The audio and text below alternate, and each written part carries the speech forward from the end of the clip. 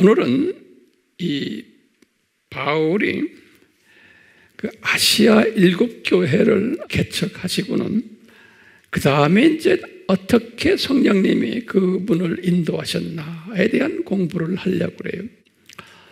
바울이 아시아 7교회에 갔을 때가 언제였던가요? 우리 지난 시간에 공부했죠. 바울이 여기 도표를 보시면은 이제 1차 여행 끝나고 예루살렘 총회를 하시고 갈라디아서를 쓰시고 그리고는 이제 안디옥으로 다시 돌아가가지고 이제 지금 2차 선교 여행을 떠나는 게 안디옥에 돌아가지고 그것이 50년이에요. 이 50년에 상당한 일들이 일어나셨어요. 50년에 여기 우리 지도를 보시지만 2차 선교 여행을 떠날 때 이 안디옥에서 떠났잖아요. 이 안디옥에서 떠나면서 우리 지난 시간에 봤지만 바나바와 이제 서로 결별하고는 바나바는 어디로 갔어요? 마가를 데리고 구브로로 갔죠. 그렇죠? 그리고는 바울은 이제 누구를 데리고 실라를 데리고 또 여기에 가서 이제 디모데를 또 데리고 누가도 아마 안디옥에서 데려갔던 것 같아요. 그래가지고 이 길리기아 바울의 고향인 길리기아를 통과해서 갈라디아로 가고 비시디아로 가서 이렇게 1차 여행 때 다녔던 곳을 잠깐씩 들렸다가 이 아시아로 이제 가게 된 거예요.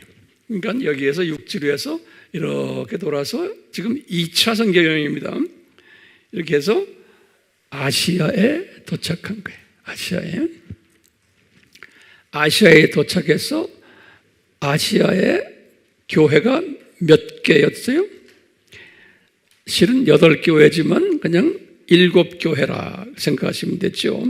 그 순서는 우리 알다시피 여기 에베소 교회, 그 다음에 뭐예요? 서머나 교회, 그 다음에 버가모 교회, 그리고 이제 두아디라 교회, 그 다음에 뭐예요? 사대 교회, 빌라델피아 교회, 그 다음에 라오디게아 교회죠. 라오디게아 교회와 같은 이름이 뭐예요? 골로새 교회. 그래서 골로새와 라오디게아는 붙어 있는. 그래서 이제 실은 8개지만 7교회예요. 네, 골로새와 라오디게아는 같다라고 생각하면 돼요. 이렇게 바울이 여기서 7교회를 개척하고 아마 뿌듯했을 거예요. 바울이 7교회를 이제 개척을 하시고는 바울이 이 7교회가 앞으로 어떻게 될 것을 이분이 내가 볼 때는 모르셨던 것 같아요. 그러니까 성령님께서 알려주질 않죠. 그냥 7교회를 개척하고 이제 제자 훈련시키시고 성경 공부 가르쳐 주시고 이렇게 했죠. 예. 그래서 이 7교회가 영적으로 앞으로 어떻게 발전할 것을 우리 지난 시간에 봤지만 바울이 몰랐다고 나는 보고 있어요. 그거 다 알려주질 않았어요. 우리에게도 마찬가지, 저에게도 마찬가지. 그때 숨겨놓은 것을 때가 되면 이렇게 보여주시는 우리 하나님이세요. 그래서 이분이 7교회를 개척만 하시고는 그리고는 요한에게 7교회에 대해서 보여주셨죠. 언제 보여줬어요? 요한에게는 주후 언제예요? 95년에 계시록을 쓸 때 요한에게 이제 7교회에 대해서 보여줬어요. 그래서 우리 아는 계시록 2장과 3장 스토리. 그래서 이제 쭉 그것을 이제 요한이 받아서 적었지만 지난 시간에 우리 공부했어요. 제 생각에도 그래요. 요한이 그걸 받아 쓰기만 했지 요한이 모르셨어요. 그 내용을. 예. 그리고는 그 7교회에 숨겨진 진짜 영적 의미를 요한도 몰랐어요. 바울은 말할 것도 없고 바울은 개척만 해놓은 거예요. 우리의 삶 속에서도 마찬가지. 어떤 분은 바울 역할을 하고 어떤 분은 요한 역할을 하고 그래가지고 이게 지금 교회 시대의 시작 아닙니까? 요한이 그것을 적어놓고는 그게 무슨 뜻인지를 모르고 적어만 놨는데, 그리고는 우리 다니엘서 12장 3절 4절에 보면 뭐예요? 이것을 닫아버렸어요, 이 신비를. 그래서 교회 시대 동안에, 2000년 교회 시대 동안에 아시아의 7교회가 무엇을 의미하는지를 눈 감겨놔 버렸어요. 그러니까 7교회에 대해서 기독교 공동체가 로마 가톨릭이나 정교회들이나 또는 종교개혁 이후에 많은 개신교 교단들도, 신학자들도 아시아의 7교회에 대해서 해석도 못하고 알지를 못했어요. 그냥 아시아의 7교회에 있다 정도예요. 그러다가 하나님의 때가 있는 거예요. 우리 전도서 3장 1절에 보면 항상 하나님의 때가 있어요. 하나님의 때가 뭐냐면 이제 예수님이 재림이 가까워오는 이때, 이 아시아의 7교회에 대한 그 숨겨진 의미를 이제 깨닫기 시작하는 거예요.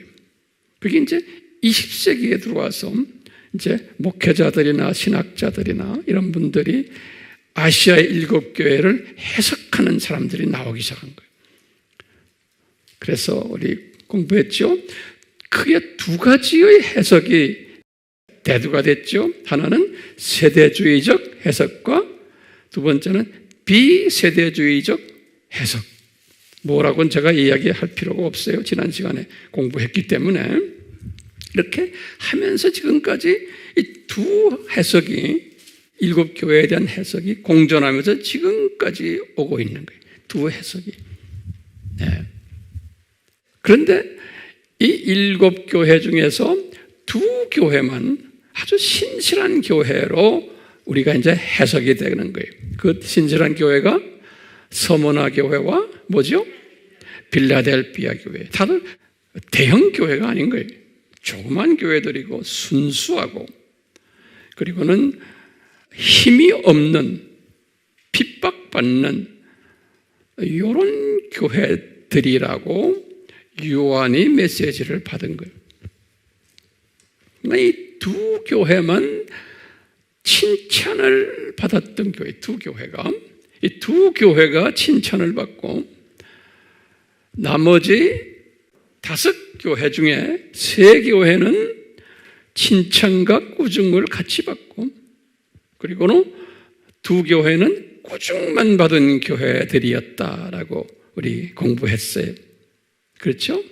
그러니까 7교회 중에 5교회만 꾸중을 받았고, 칭찬도 좀 있었지만 아주 꾸중을 심하게 받은 2교회는 뭐였죠? 사대교회와 라오디게아 교회였어요. 아주 꾸중만 받은 교회가. 이런 구조로 우리에게 이렇게 보여주신 거예요. 이런 구조로. 그러다가 요한에게, 같은 요한 계시록에서, 계시록 13장에서 요한에게 보여주시니까 예수님의 재림 직전에는 두 번째 짐승이 나타나는데, 이 두 번째 짐승이 뭐라고 그랬죠? 종교적 적 그리스도다. 예. 요 두 번째 짐승이 종교적 적 그리스도인데, 요 종교적 적 그리스도, 다시 말하면 교회가 변질될 것인데, 교회가, 그러니까 우리가 이제 지난 시간에도 봤지만 5교회가 꾸중받았던 교회들이니까 변질될 것을, 그리고 아주 변질되지 않고 잘 나가는 교회 2교회가 있을 것이고, 5교회들은 꾸중도 받고 칭찬도 받는 교회가 3대 있고 아주 꾸중받는 교회들이 있는데, 요런 모습의 교회들을 재림 전에는 두 번째 짐승으로 재해석이 된 거예요. 다시 말하면 지금 우리는 지금 이 두 번째 짐승 시대에 살고 있는 거예요. 다른 말로 표현하면 오늘날 교회들은 요 서머나 교회나 빌라델피아 같은 조그마한 교회들이 있고 어디나 다 있는 거예요, 전 세계에. 그리고는 꾸중과 칭찬을 동시에 받았던 세 교회들, 버가모, 두아디라, 에베소예요. 이런 교회들도 있고 아주 꾸중만 받았던 교회들이 있는데, 이 아주 꾸중만 받았던 교회들은 저는 볼 때 두 짐승 중에서도, 두 번째 짐승 중에서도 그 로마 카톨릭 또는 예수회 또는 WCC 교회들이 그 요 안에 어떤 교회들이 있냐면 세 교회들이요. 다시 말하면 에베소 교회 같은 교회도 있고 버가모 교회 같은 교회도 있고 또 뭐예요? 두아디라 교회 같은 교회도 있고 요 안에. 그리고 또 아주 심하게 무슨 교회 있어요? 사대 교회도 있고 라오디게아 교회도 있다는 거예요. 그러니까 오늘날 지금 교회 안에, 그러니까 여기에 안 끼는 교회가 뭐예요? 두 짐승 속에 서바나 교회와 빌라델피아 교회라는 거예요. 예. 이렇게 이제 우리가 지난 시간에 이렇게 봤어요. 그러면서 이제 우리가요, 교회를 딱 보면은, 아하, 우리가 거기서 배우는 게 있어요. 7교회를 통해서 배우는 게 뭐냐면, 첫째가요, 모든 교회가 거룩한 곳이 아니구나 라는 것을 우리가 배우게 돼요. 두 번째로는 소수의 칭찬받는 교회가 있구나. 그리고는 세 번째는 교회지만 칭찬도 받으면서도 꾸중까지 받는 이 혼돈된 교회들이 또 많겠구나. 그 안에 아주 그 다음에 꾸중만 받는 아주 못된 교회들도 분명히 있구나. 우리가 이제 이 세상에 살면서 교회들을 보시면서 저나 여러분들이 이런 영적 분별력을 가지셔야 돼요. 그래서 특히 요 꾸중만 받는 교회들이에요. 이분들이 훨씬 많아요. 이제 왜 로마 카톨릭 또 예수회 안에 WCC 안에 주로 이분들이 모여있기 때문에 요한이 딱 보니까 이분들을 보고 뭐라고 그러냐면 이 지금 두 번째 짐승을 보고 계시록 17장 1절에 요한에게 말해요. 이놈들이 큰 음녀들이라는 거예요. 음녀, 창녀들이라는 거예요. 영적 창녀들이라는 거예요. 예수님 섬긴다고 하면서 잡놈을 섬기는 놈들이라는 거예요. 그리고는 요한에게 또 뭐라고 부르냐면요, 계시록 18장 2절에 이놈들을 큰 성 바벨론이다 그랬어요. 예, 두 번째 짐승을. 그러면서 이 큰 성 바벨론인데, 그러면서 뭐라고 말했냐면 그 큰 성 바벨론 안에 들여다보니까 귀신으로 꽉 차 있더라 그랬어요. 그래서 교회는 교회인데 귀신의 초소다라고 말씀을 했어요. 그러니까 우리는 지금 이 시대에 살면서 아주 예리한 시각으로 교회를 봐야 돼요. 우리가 지금 유튜브에 들어와서 온갖 메시지들이 있는데 이것을 분별하는 분별력을 가져야 돼요. 분별력을 가지지 않으면은 온갖 메시지들에 혼합이 돼가지고 나중에 본인도 모르게 영적 분별력을 잊어버릴 수가 있어요. 그렇기 때문에 조심하셔야 돼요. 특히 우리 아미그룹들은. 어떤 분들은 그런데 영향을 받아서 셀 모임을 할 때 그런 영향을 받은 이야기를 가끔 할 때도 분명히 있을 거예요. 그러면 여러분들이 금방 그것을 알아내야 돼요. 아, 이분 어디에 뭐 영향 좀 받았구나. 금방 아셔야 돼요. 그거 하고 있어요, 그렇게? 분별력을 가지셔야 돼요. 그러니까 굉장히 혼돈스러운 때 우리가 지금 살고 있는 거예요. 7교회를 통해서 지금 주님이 보여주시는 거예요. 자, 그래서 이제 바울이 이렇게 자기도 모르게 이런 신비를 우리에게 가르쳐 주시기 위해서 아시아로 가게 해가지고 7교회를 개척하게 하신 거예요. 바울이 본인은 이렇게까지 발전될 줄을 몰랐죠. 지금은 낙원에서 이제 알고 계시겠지만 그 당시에는 바울이 분명히 몰라서 7교회를 개척을 했었어요. 개척을 하시고는 이분이 이제 거기서 조금 이제 좀 안주했어요. 왜냐하면 제자들도 많아지고 이제는 좀 자리매김이 되었던 것 같아요. 그리고는 바울도 사람이니까 이제는 여기에서 좀 장기간 있으면서 자리매김하자라는 생각을 가졌던 것 같아요. 바울과 그 팀들이 아시아에서 그러고 있는데 성령님께서 그 팀들에게 말씀하시는 게 성령님이 여기가 너희들이 상주할 곳이 아니다라는 메시지를 전하는 거예요. 이 아시아 이 지역이 사도행전 16장 6절에 그랬어요. 그래서 너희들 이 아시아에서 지금 사역하는 것 그만해라. 이렇게 말씀했어요. 금하였다. 그래, 금하였다. 그런데 제가 이제 원어를 들여다보니까 뭐냐면 그게 여러분들 원어는 다 알 필요는 없지만 원어에는 어떻게 되어 있냐면 금하였다는 것이 이제 분사형으로 되어 있는데 거기 보면 동사인데요. 어떤 동사로 되어 있냐면 제가 가끔 이야기하죠. 부정과거로 되어 있어요. 이 헬라 말은 부정과거라는 이야기가 제가 여러 번 이야기했죠. 부정과거는 뭐냐면 과거에 이런 일이 있었는데 그것이 오늘날도 계속이고 앞으로 계속되는 것 하실 때 나오는 그게 부정과거형으로 했어요.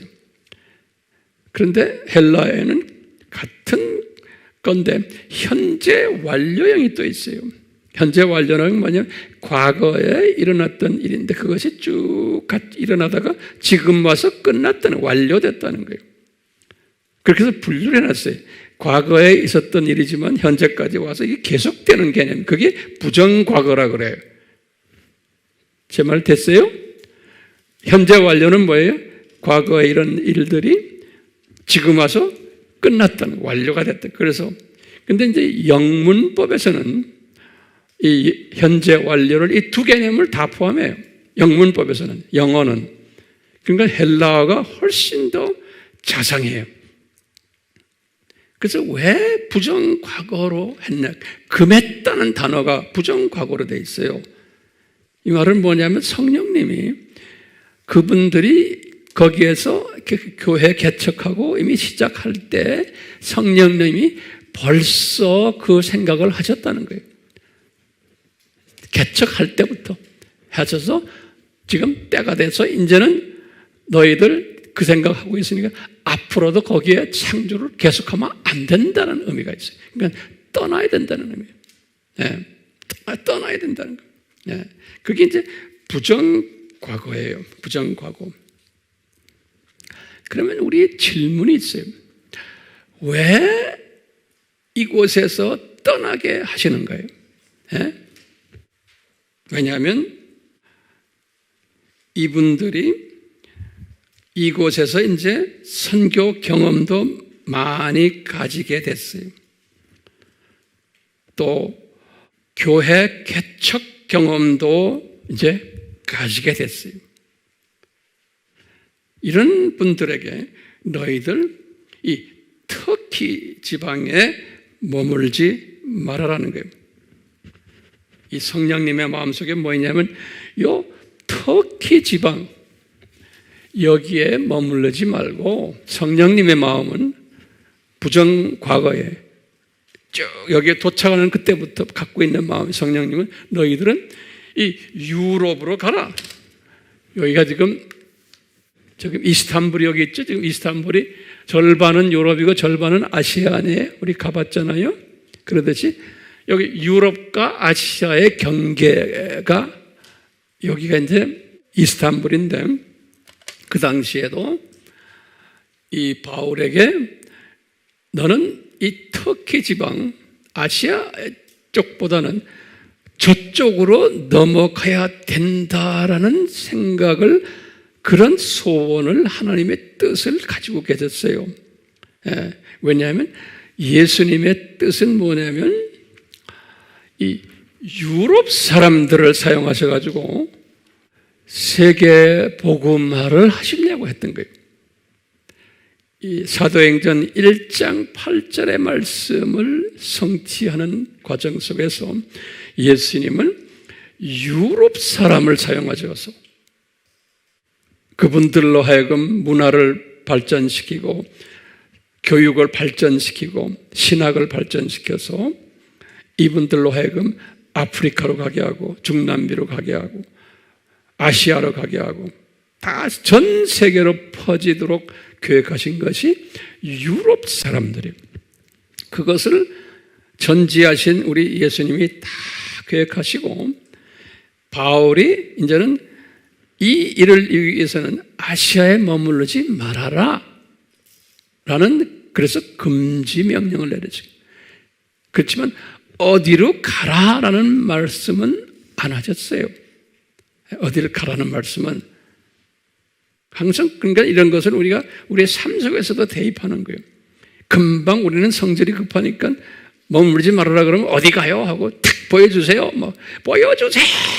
기도 막 하고 그런 기도하지 해도 안 보여주세요. 때가 있어야 돼, 때가. 네. 특히 우리 민족은 성질이 급해서 금방금방 보여주길 원하잖아요. 자, 바울이요, 지금 아시아에서 떠나라 라는 메시지를 어떻게 받았을까? 이게 궁금한 거예요. 성령님이 말씀하셨다 그랬는데 성령님이 말씀을 어떻게 하셨을까? 목소리를 그냥 들려주셨나? 바울만 들은 게 아니거든요. 거기 같이 바울 팀들이 보면 복수로 되어 있어요. 바울 팀들이 지금 결정하는 거예요. 제 생각에는 목소리를 바울 팀들에게 다 한꺼번에 들려주셨나? 조금 좀 마음에 들지 않아요. 그렇게 안 하셨던 것 같아요. 제가 볼 때는 그러면 예수님이 직접 나타나셔서 말씀하셨나? 그것도 아니에요, 보면. 그러면 어떻게 하셨을까? 내 생각에는 환경을 통해서 이 아시아에 머물러 있지 않도록 이끄시지 않았나라고 보여요. 환경을 통해서. 그러면서 이제 그 바울 팀들이 모여가지고 서로가 기도하면서 서로가 의견을 나누기를, 이런 환경을 우리에게 주시는 거 보니까 성령님께서 우리로 하여금 여기를 떠나라고 하시는구나. 그래서 회의에서 결정을 한 것 같아요. 이제 이런 방법을. 그래서 성령님이 우리에게 떠나라 하셨다라고 이렇게 누가가 글을 썼어요. 그러니까 디스커션 하면서, 회의를 하면서 다 동의한 거예요. 성령님이 지금 암흑의 입을 통해서 다 우리가 하면서 동의하는 걸 보니까 우리가 떠나야 되겠구나. 자, 그래서 이제 떠나야 되겠구나 하고 이분들이 지금 그냥 떠났어요. 떠나서 어딜 갔냐면 무시아 지방에, 지도를 보시면 여기는 전부 다 아로 끝나요. 지방 이야기할 때는 이게 라틴 말들이, 헬라 말들은 이 여성 명사예요. 아시아, 밤빌리아, 비시디아, 갈라디아, 길리키아, 구브로는 아니고 시리아, 전부 다 아죠. 갑바도기아, 갈라디아, 비두니아, 무시아, 그러니까 지방 이름이에요. 이분들이 떠나자 그래가지고 마음속엔 어디에 마음이 있었냐면 이분들이요, 성서에 보니까 비두니아로 떠나려고 그랬어요. 비두니아 하면 본도라는 거하고 붙어 있는데, 그래서 항상 비두니아 본도 하나로 보는 거예요. 비두니아 본도. 이분들이 떠나자, 이제 아시아에서는 이제는 우리 일이 다 끝났구나 생각하고는 이분들이 마음에 결정하기를 우리가 이제 비두니아로 가자 그런 거예요. 그래서 비두니아로 가려고 무시아로 올라간 거예요. 무시아로 올라가서 무시아에 있는 드로아라는 도시에 도착한 거예요. 여기 드로아. 그러니까 이분들은 지금 이쪽으로 갈 생각은 전혀 없었어요. 유럽으로 갈 생각은 전혀 없고 요 비두니아로 가려고 그런 거예요. 왜 비두니아로 가려고 그랬냐면 이분들 하나같이 생각이 뭐냐면 이미 1차 여행 때 이 남쪽을 어느 정도 점령했고 2차 여행 때 우리가 다 확인했잖아. 여기에 지금 남쪽 지방을 우리가 교회 개척하고 크리스천 지도자들을 훈련도 시키고 지금 아시아에 와서 이것도 서남쪽 안에 다 했으니까 남터키는 우리가 이제 거의 끝냈다. 그러니까 지금 남는 곳은 어디예요? 북터키예요. 흑해 바로 밑에 여기 비두니아, 본도 여기만 점령하면은 우리가 이 터키 지방은 끝날 거다라고 생각한 거예요. 그러니까 2차 선교 여행을 이렇게 해서 마무리를 하려고 그랬던 거예요. 2차 선교 여행을. 1차 선교 여행은요, 남쪽만 좀, 여기 구브로를 통해 이렇게만 했고, 2차 선교 여행은 좀 더 범위 넓혀서 이렇게 했다가 이제 다시 안디옥으로 돌아가자. 요 생각을 했던 거예요. 여러분들이. 그 생각을 가지고서 어딜 갔어요? 무시아로 올라간 거예요. 드로아에 들렸다가 이제 저쪽으로 가려고. 또 이 비두니아 본도 쪽을 이분들이 가고 싶었던 것은 뭐 베드로와 야고보가 예루살렘에서 이제 자기 제자들이 이쪽으로 다 흩어졌잖아요. 흩어졌는데 비두니아 본도에도 많이 흩어져서 살고 있었어요. 옛 예루살렘 교회 출신들이. 네.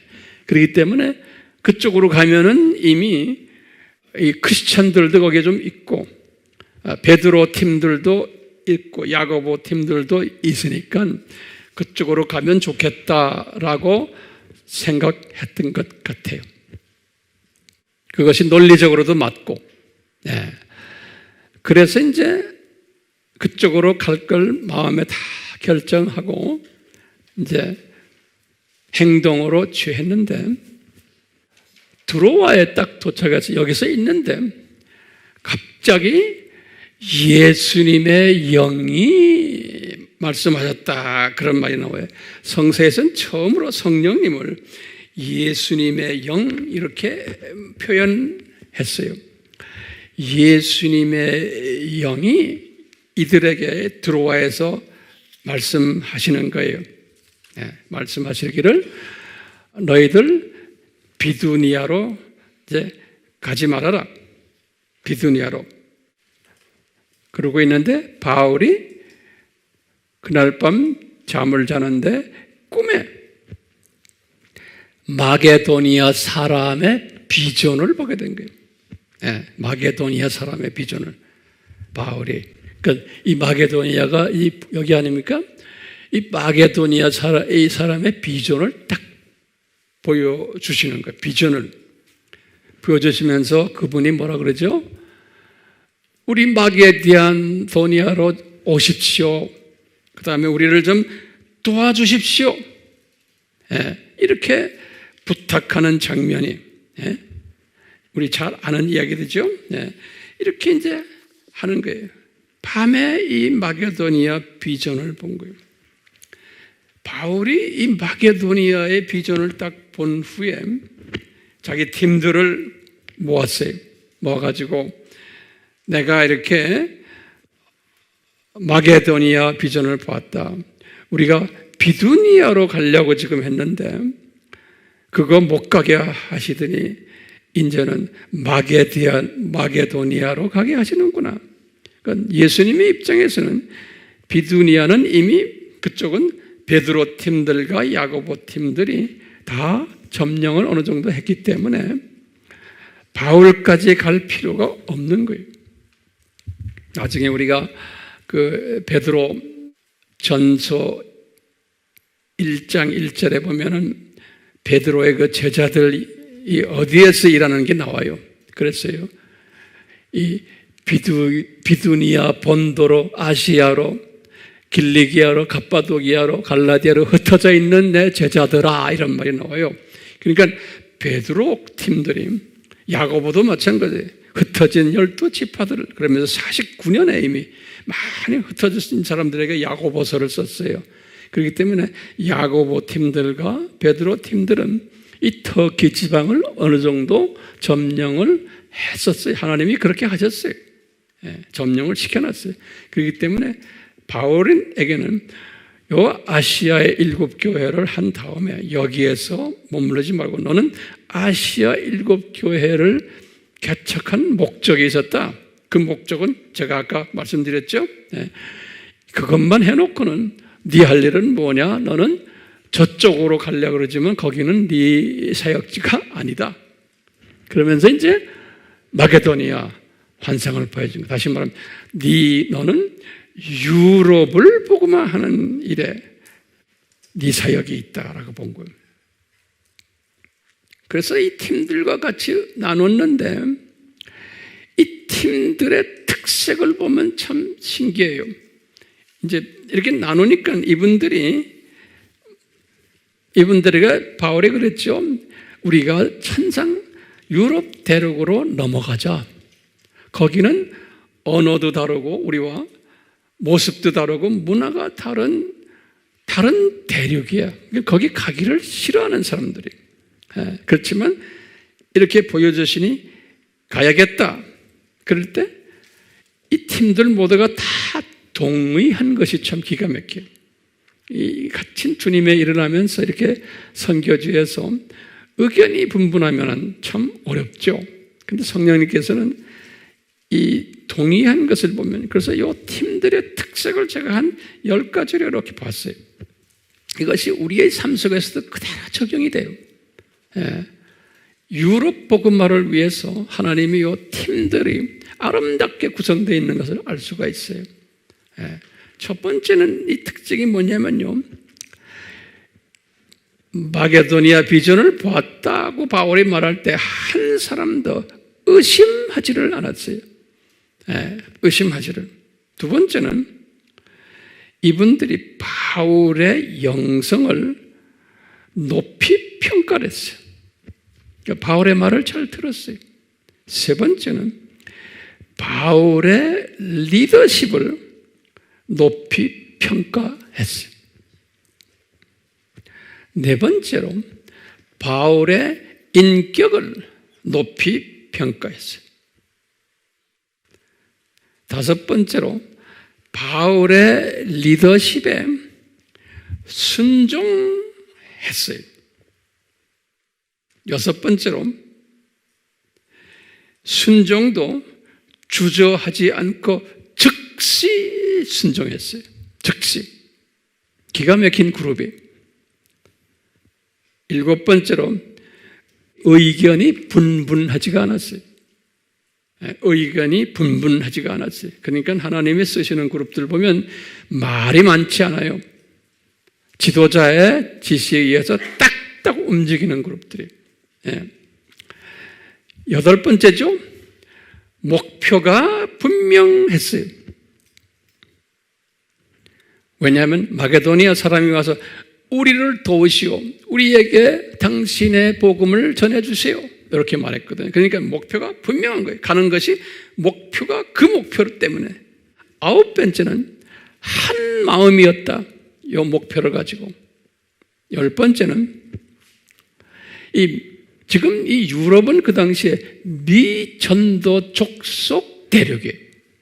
그러니까 미전도 족속 복음화에 뜨거운 열정을 가진 분들이었어요. 복음이 안 들어간 곳에 들어간다는 것은 상당히 힘들어요. 그런데 그 뜨거운 열정들을 가진 것을 우리가 볼 수 있어요. 그러니까 이게 역사적 사건이죠. 저도 한 30년은 이 선교지를 다니면서 이런 이 바울의 스토리를 이렇게 묵상을 하면서 저도 배우는 게 많고 제가 또 경험을 또 하다 보니까 동의하는 부분도 많고 그래요. 그런 것들을 좀 다는 아니지만 일부를 여러분들과 지금 나누고 있는 거예요. 자, 비전에 대해서 잠깐 좀 볼 필요가 있어요. 자, 비전. 이 비전이라는 단어가요, 헬라 말로 호라마, 이렇게 헬라 말로 그러거든요. 호라마. 요 비전, 사도행전에 특히 요 비전 이야기가 나오는데, 사도행전을 보시면은 비전으로서 메시지를 받은 그 예가요, 사례가 제가 볼 때 한 6번이 있어요. 6번. 제가 왜 이런 이야기 하냐면, 오늘날도 우리가 많은 사람들이 제가 비전 봤어요. 그래서 뭐 유튜브에도 보면 그런 사람들 나오잖아요. 나 비전 봤어요. 그래서 뭐라 그럽디다, 뭐가 그럽디다. 이런 데에 분별력을 가지시라고 제가 지금 이 말씀을 드리는 거예요.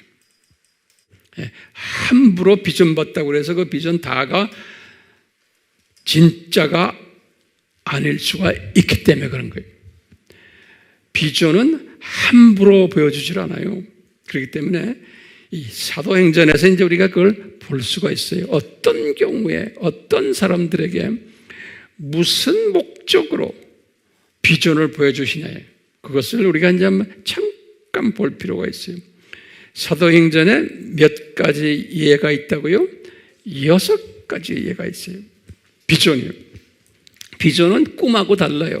실제로 영화 보듯이 쫙 꿈을 꾸지만 꿈에서 정확하게 보는 거예요. 어떤 때는 꿈 아니고 눈 뜨고 있을 때도 가능한 거예요. 그래서 성서에서는 그것을 비전, 호라마라고 그래서 호라마, 비전이요. 자, 첫 번째 사도행전에서 누구한테 비전을 보여주셨냐면 우리 잘 아는 아나니아에게 보여줬어요. 아나니아에게 예수님이 환상으로 나타났어요. 그리고 말씀하시는 게 사도행전 9장 10절이 아나니아에게. 두 번째는 고넬료에게 보여줬어요. 환상으로. 사도행전 10장 3절에서 4절에. 그건 이방인이죠. 세 번째는 베드로에게 환상으로 보여줬어요. 네 발 달린 짐승, 들짐승, 기어다니는 짐승을 보여준 거예요. 사도행전 10장 17절에. 그렇게 아나니아에게 한 번, 고넬료에게 한 번, 베드로에게 한 번 비전으로 보여줬어요. 사도행전에서는. 그리고는 나머지는 바울에게 3번을 보여주셨어요. 첫 번째는 지금 처음 보여주신 게 지금 오늘 마게도니아인 환상이 사도행전 19장 9절에서 10절이 주후 50년이. 그 다음에 바울에게 두 번째로 보여준 게 뭐냐면 바울이 고린도에 있었을 때예요. 여기 아가야 집에 여기 고린도에 있었을 때 2차 여행하면서 고린도에 있었어요. 네. 고린도에 있었을 때 이분이 밤에 환상을 봤어요. 사도행전 18장 9절에서 11절에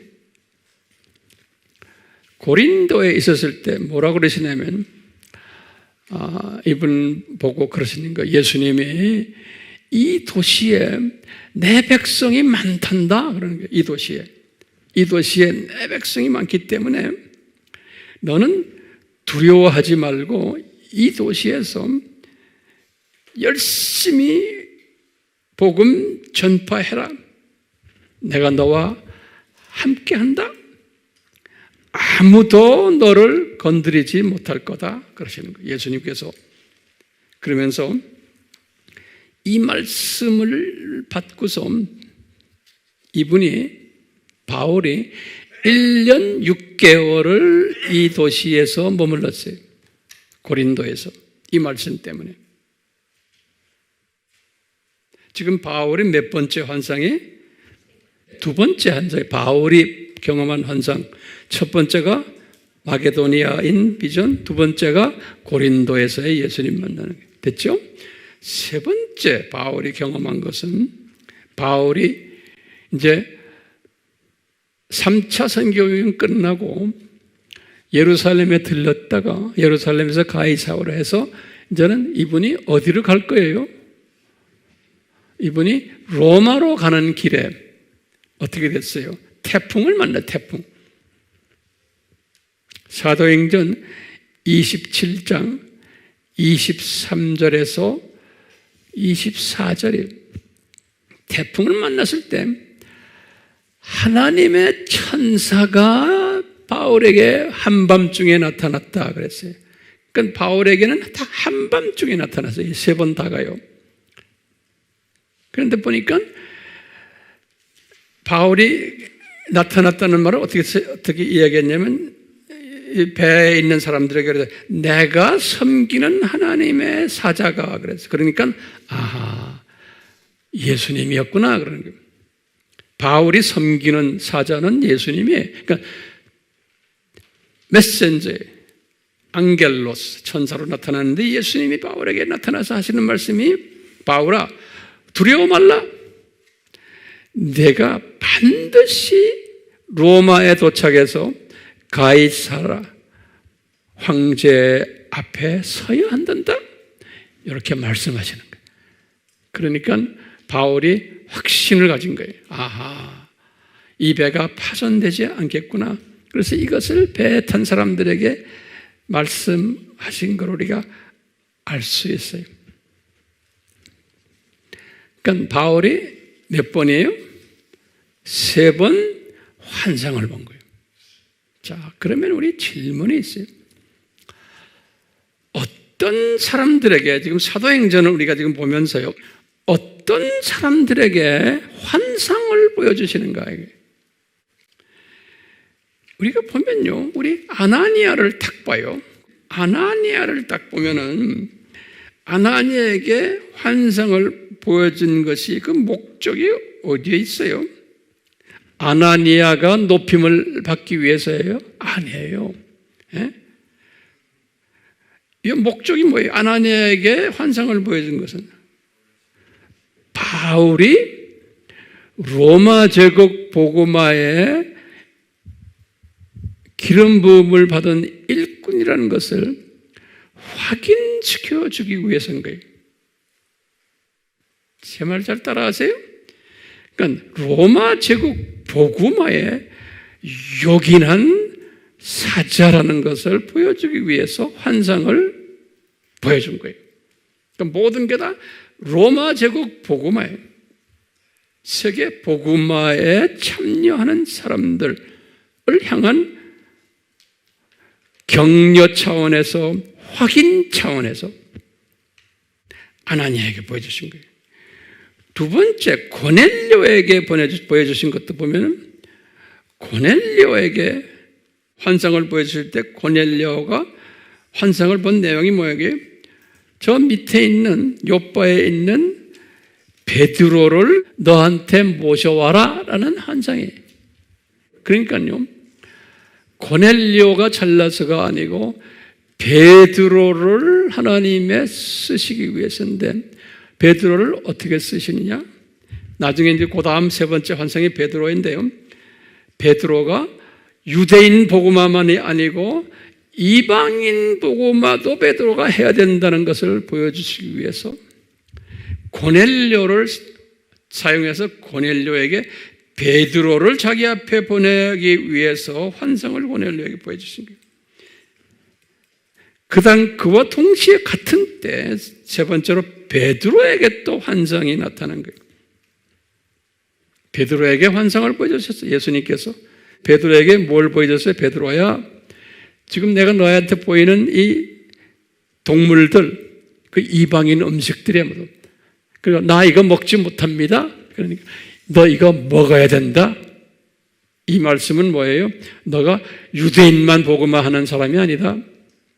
너는 디아스포라를 복음화시키고 디아스포라를 통해서 이방인들도 복음화가 돼야 된다는 것을, 그러니까 복음이 이방인들에게도 절대적으로 필요하다는 것을 베드로에게 가르쳐 주시려고 그러는 게, 다시 말하면 로마 제국 복음화에 다 이런 것들이, 이 인포메이션이 필요하기 때문에 환상을 주는 거예요.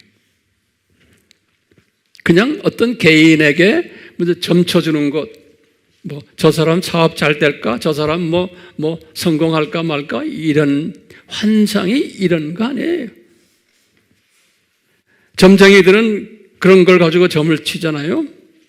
그런데 우리 기독교인들이 말하는 환상은 하나님이 쓸데없이 보여주질 않아요. 다들 로마 제국 복음화 또는 오늘날은 세계 복음화를 위해서 사용받는 사람들을 위해서 그분들을 격려시키고 그분들의 방향 제시해주고 그분들이 더 열심히 하라고 보여주기 위한 하나의 도구들이 이 환상이. 바울에게 봅시다.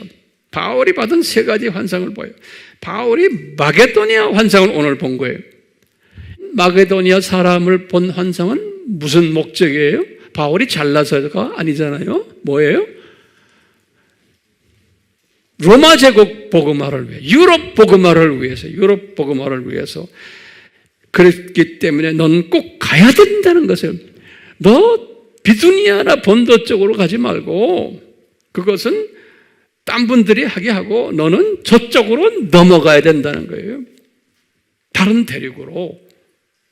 그러기 위해서는 바울 같은 사람들에게는 정확하게 환상을 보여줘도 정확하게 마게도니아 사람의 옷을 입은 마게도니아 사람이 오시오, 도와주시오 라는 환상을 정확하게 보여줘야 되거든요. 적당히 보여줘서는 바울도 혼돈스러워하니까. 그렇기 때문에 이 환상을 보여줬죠. 마게도니아 환상, 우리 오늘 공부하는요. 예. 두 번째, 고린도 교회의 환상도 마찬가지. 이 안에 하나님의 자녀들이 이 고린도 교회에 많은 거예요. 고린도에. 그렇기 때문에 이방인 선교회. 왜냐하면 이 고린도 교회의 지식인들 중에 이제 앞으로 유럽 복음화를 위해서 사용받을 사람들이 많았기 때문에 그러는 거예요. 그래서 1년 6개월을 거기에 있어서 집중해서 제자들 만들어라고. 그래서 환상을 보여줍니다. 태풍 만났을 때도 너는 여기서 죽지 않는다. 꼭 로마 황제를 네가 만날 것이고 로마에 도착할 것이고 거기서 많은 로마의 귀족들을 네가 이제 복음화시킬 거라는 거예요. 그러니까 이게 모든 환상은 어떤 개인적인 점을 치기 위해서 개인적인 스토리를 위해서가 아닌 거예요.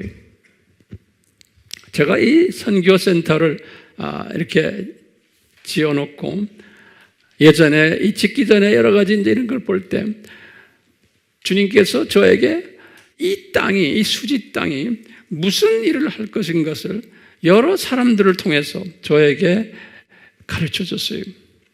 그때 어떤 한 권사님이 이 땅에 이렇게 오시더니 우리 이 땅 여기가 그냥 세계를 향해서 복음이 흘러나가는 그 환상을 다 본 거예요.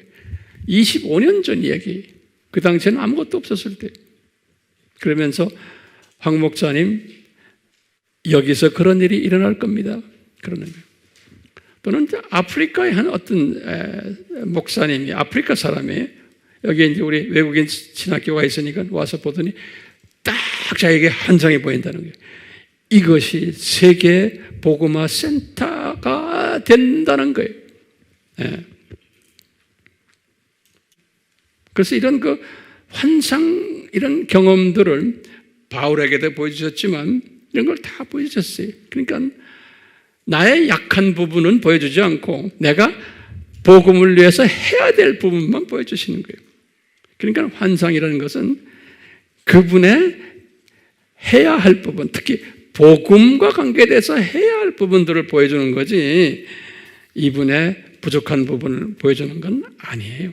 그러니까 여러분들 이런 분별력을 가지시길 바라요. 예. 그렇기 때문에 이 환상은 아무에게나 아무 때나 수시로 내가 기도해서 응답받는 것이 환상이 아니에요. 그거 주세요, 그거 주세요 해서 받아, 그런 게 아니에요. 그러니까 일방적으로 예수님께서 주시는 거예요. 그것도 어디에 초점이 있어요? 복음 전파하는 일에. 오늘날은 마지막 때 추수하는 일에 참여하는 자들을 격려해 주기 위해서 또는 목표를 뚜렷하게 다시 해주기 위해서 환상을 보여주는 거지 다른 것들은 아니기 때문에 분별력을 가질 필요가 있어요, 없어요? 있는 거예요.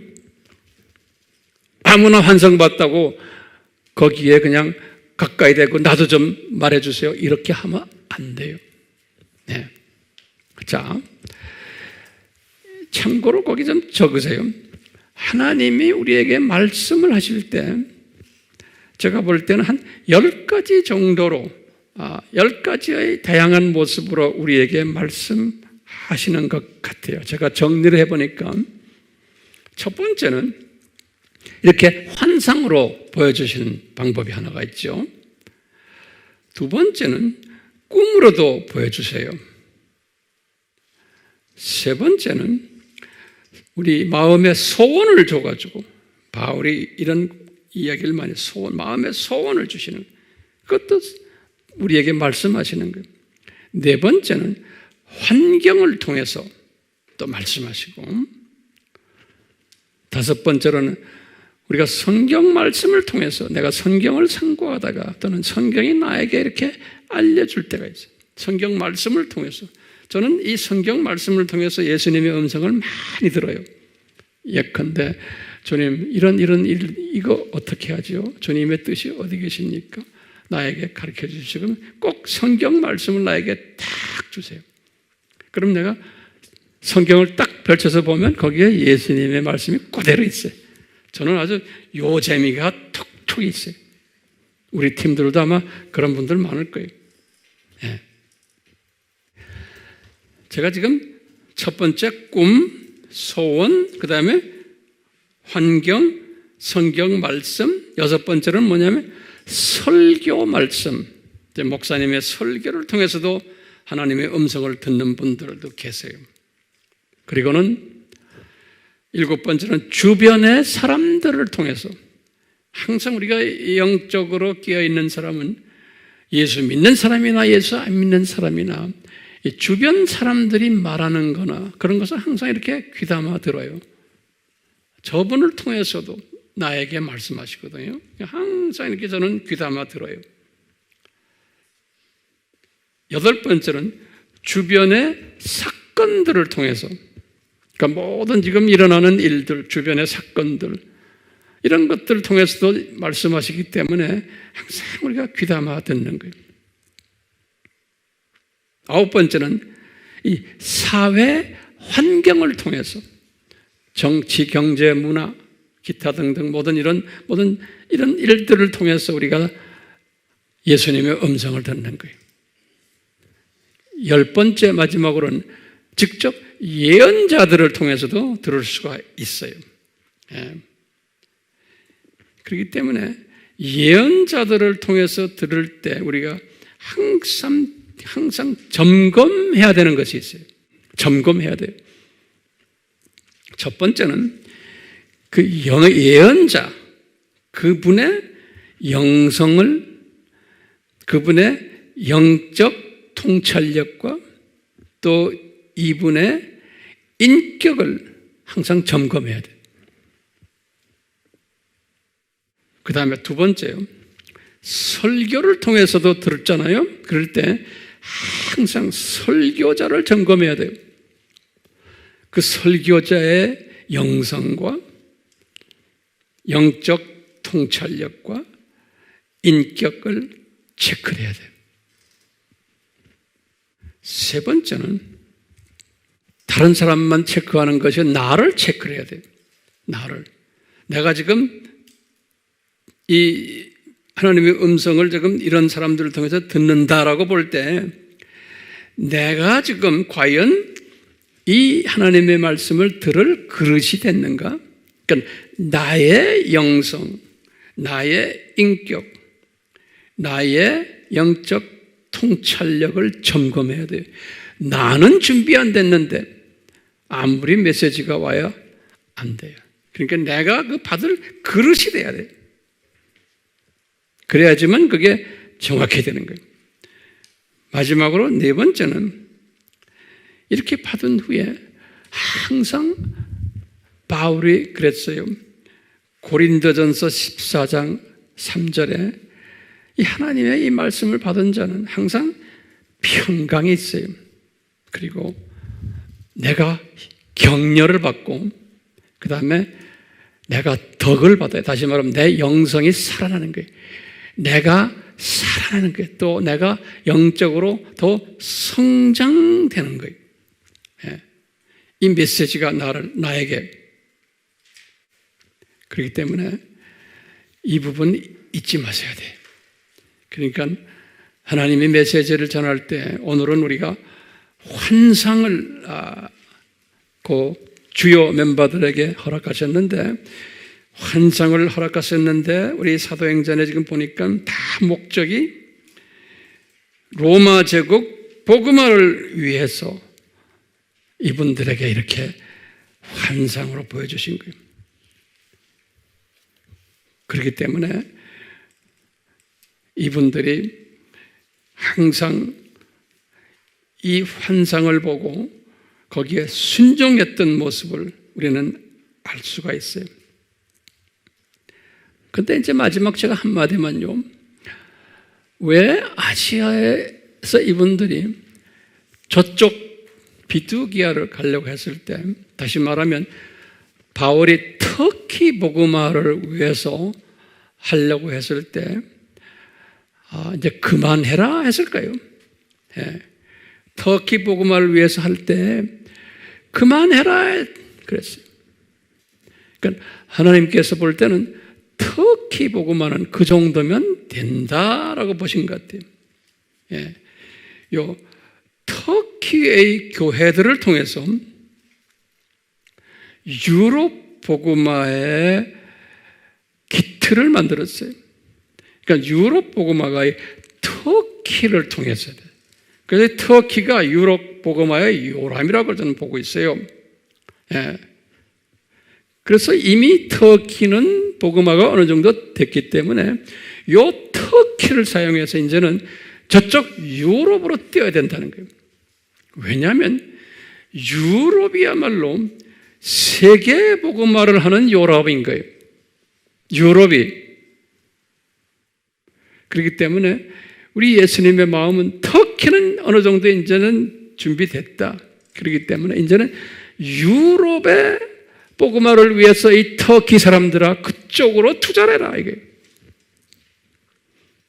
그래서 이제 유럽 사람들이 복음화가 됐고 그런 거예요. 이런 원칙을 딱 보면요. 오늘날 터키를 딱 보면요. 오늘날 터키 이스탄불을 딱 보면요. 이스탄불이 우리가 지금 그쪽에 지금 집중적으로 우리가 지금 사역을 하고 있는데요. 이스탄불이라는 지금 이슬람 나라 도시가 그 지역 아랍 사람들, 무슬림 출신들 또는 그 안에서 특히 기독교인들이 그쪽으로 모여들고 있어요. 다시 중동의 기독교인들이 그쪽으로 모여들면서 기독교인들이 훈련받는 장소로 또 위로받는 장소로 터키의 이스탄불을 사용하세요. 그래서 그쪽에 우리가 성령님께서 우리를 그쪽에 많이 헌신케 하셔서 그쪽에서 사역을 하는 다 우리가 모르던 사람들이, 우리와 관계없는 사람들인데 주님께서 아주 신실한 선교사님들을 주신 가운데 어느 기관에서 파송된 선교사님이신데 거기서 오랫동안 중동에서 하셨는데 그분이 무슨 사역들을 했냐면 그 문서들을 미국 책이나 뭐 또는 이런 한국 책은 한국어는 안 되니까 이런 것들을 해서 그 이스탄불 중심으로 해서 이란 사람들이 많이 지금 이란의 기독교인들로 개종한 사람들이 많이 터키로 모이고 있어요. 심지어는 이집시안들, 시리아 난민들, 또 레바논 사람들, 또 뭐 이쪽에 지금 아프가니스탄, 이 키르기스탄, 우즈베키스탄 탄자 들어가는 사람들, 다 이 사람들이요. 그쪽으로 모여요. 그래서 이 기독교인들이 미국 사람들이 중심해가지고 이스탄불이 그쪽 아랍 쪽 사람들을 복음화하는 본부가 이스탄불이에요. 예. 그러는 가운데 주님께서 그 선교사님을 우리에게 붙여주셔서 이분이 우리 아바 공부를 하면서 완전히 우리 팀이 되어버렸어요. 제가 부탁한 것도 아니에요. 그래가지고요, 완전히 우리 팀이 돼가지고 이분이 우리를 보더니 목사님, 자기가 기도했던 것이 다 이루어졌습니다 해가지고 우리는 그동안에 뭐 했어요? 문서를 다 준비해 놨잖아요. 그 다음에 그런 가운데 우리 교회에 터키 아시아나 항공의 터키 지점장 출신이 누구예요? 이 가족을 우리 교회에 이렇게 보내주셔서 말씀 가운데 우리 한 식구가 된 다음에 저 가정을 통해 가지고 목사님 터키 쪽에 우리가 복음을 전하면 거기에 많은 사람들이 모여듭니다. 그러는 거예요. 터키 전문가들이. 그래서 이분 우리가 말한 아까 그 선교사님도 따로 저분들, 그래서 이게 내가 이거 붙여줬어요. 붙여져 가지고 이 연합이 돼 가지고 우리 종교의 기원책, 우리 여자 후손 중에 그 종교의 기원책이 있어요. 이 책이 엄청나게 전 세계에 퍼졌어요. 이 영어로 된 것이 지금 이 책이 말이죠. 지금 날개를 엄청 달고 전 세계를 돌아다녀요. 이 책을 통해서 영어, 불란서, 독일어, 스페인어, 인도의 따갈로그, 인도의 힌두어, 일본어, 중국어, 하여튼 러시아어, 그 다음에 각 나라 중에서 이 책이 돌아다니면서 많은 사람들을 기독교로 개종시키는 기적들이 일어나고 있어요. 이 책을 읽고는. 그러니까 주님께서 이 책을 계속 프린트하게 하시는 게 각 나라어로. 이 각 나라어로 이렇게 프린트를 해서 이게 그냥 날개도 찢어 나가는 거예요. 우리 여기 아미센터에 이란 형제들 훈련을 받고는 지금 목사님 된 분들이 여러 명 있거든요. 그 중에 이제 한 형제가 제가 내 사무실에 이제 불러가지고 그랬어요. 나는 지금 페르시아 말로 이걸 번역을 했으면 좋겠는데 네가 하면 좋겠다. 그래가지고 얘가요, 하겠습니다. 그래놓고요. 1년 걸려도 이게 답이 없는 거예요. 조금씩 하고 말고 조금씩 하고 말고. 그래서 한 1년 정도 걸려서 어느 정도 됐어요. 그런데 나한테 그러는 거예요. 목사님, 저 이거 못하겠습니다. 그러는 거예요. 왜 못하냐? 한국말 잘해요. 저 잘못하면 총에 맞아 죽어요. 그러는 거예요. 왜? 이란 사람, 자기가 이걸 했다는 건 알면은 이란의 극렬 자들이 자기를 죽인대요. 그렇다고 나 이건 못하겠습니다. 그런 거예요. 어느 정도 해놓고.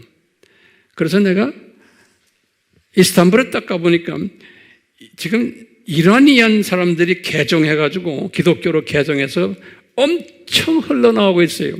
그래서 요새 선교의 전문가들이 나오는 그 리포트를 보면 오늘날 이란 사람들이 전 세계에서 기독교로 개종하는 속도가 제일 빠르다는 거예요.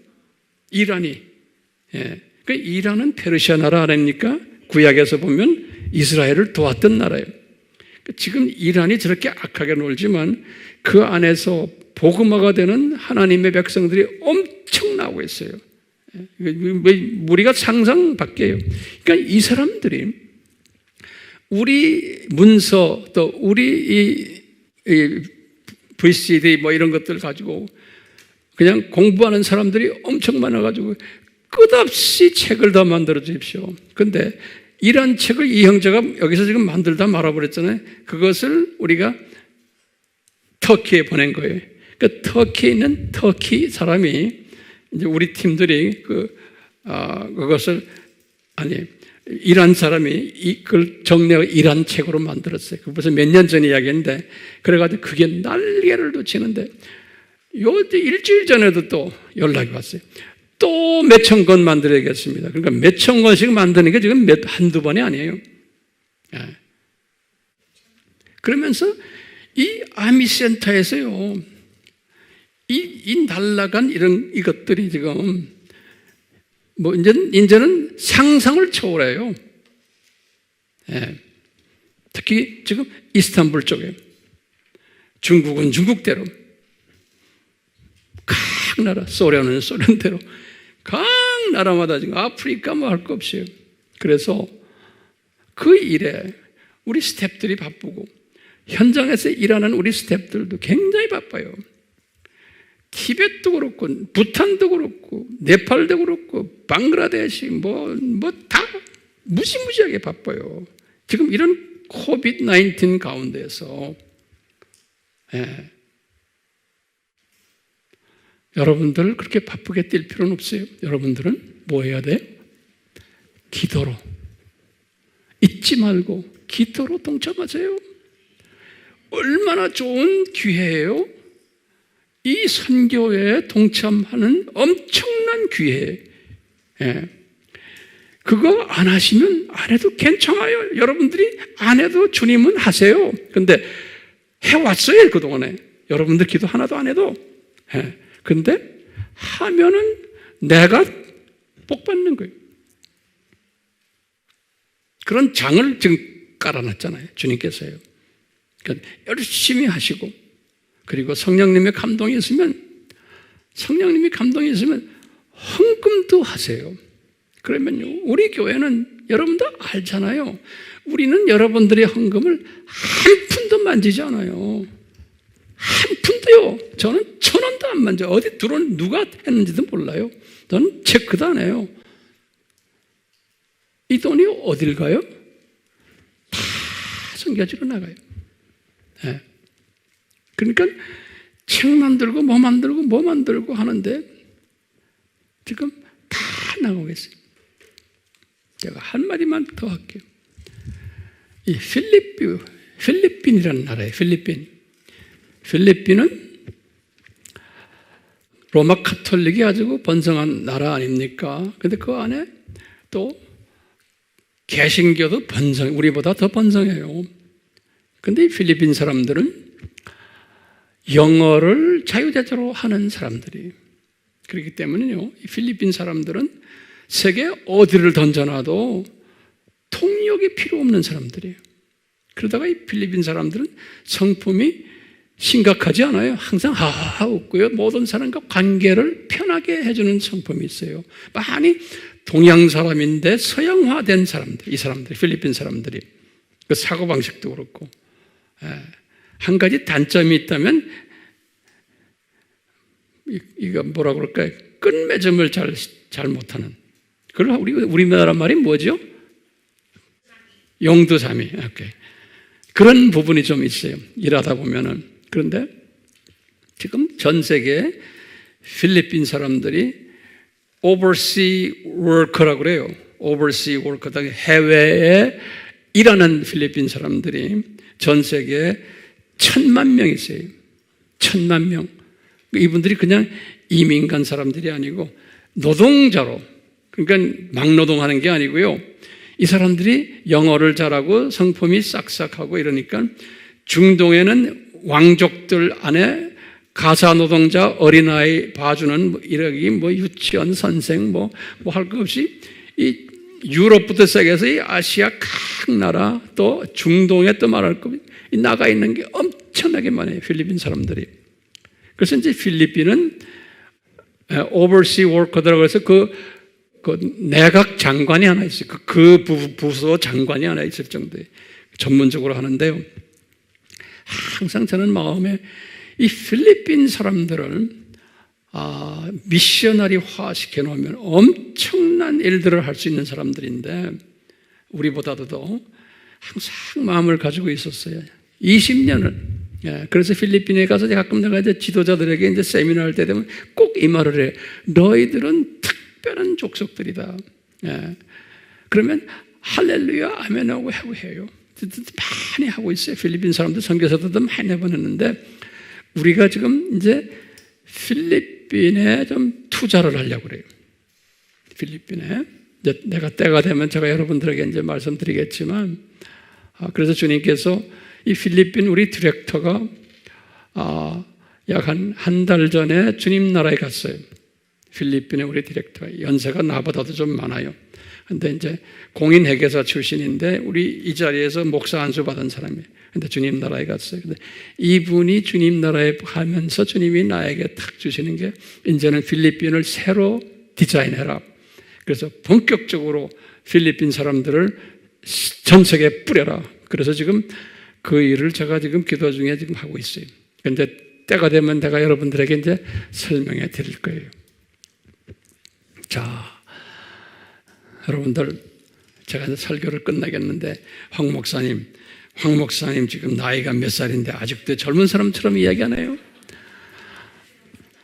이 주님이 주신 이 비전을 성취하기 위해서는 주님께서 저를 더 젊게 만드시고, 더 건강하게 하시고, 왜냐하면 앞으로 할 일이 태산 같아. 그러니까 주님께서요, 저에게 건강 주시고, 또 끊임없이 이 비전을 저에게 막 부어주시고, 왜? 이미 과거 30년 동안 지금 우리가 말하는 그 전 세계의 웬만한 나라에 다 우리의 제자들을 심어놓고 파트너들을 만들어 놓고 일꾼들을 심어놨어요. 그래서 이 네트워킹이 잘 돼 있어요. 우리 AMI가요, 소문을 안 내지만, 그렇기 때문에 책을 하나 딱 만들면 그것이 전 세계로 그냥 쫙 퍼져요. 그런 시스템을 주님이 우리에게 주셨어요. 제가 한 것도 아닌데. 그러니까 이제부터 이것을 더 효율적으로 우리가 사용을 해야 되잖아요. 그러려면 이제 주님께서 이제 하실 거예요. 그러니까 여러분들 여기에 동참하시길 바라요.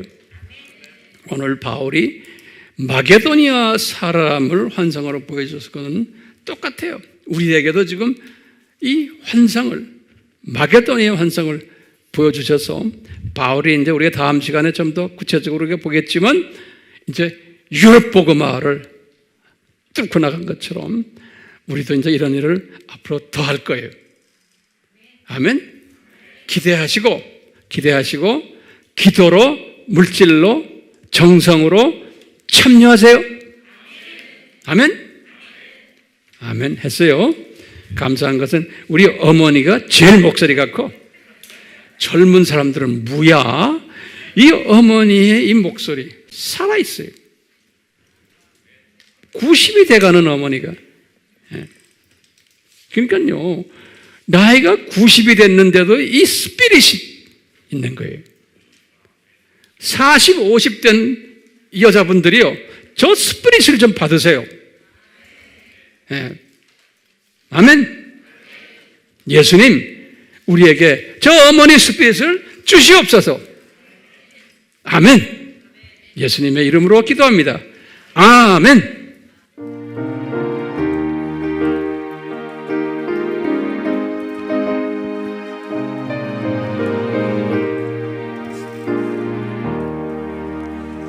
우리가 지금은 나그네 되어도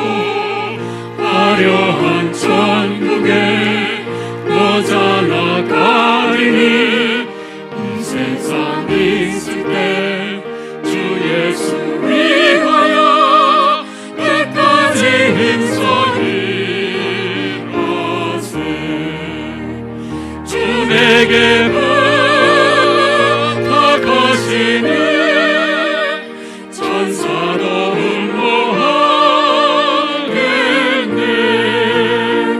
아홉개 하나씩 구주의 말씀을 온 세상 널리 전하세.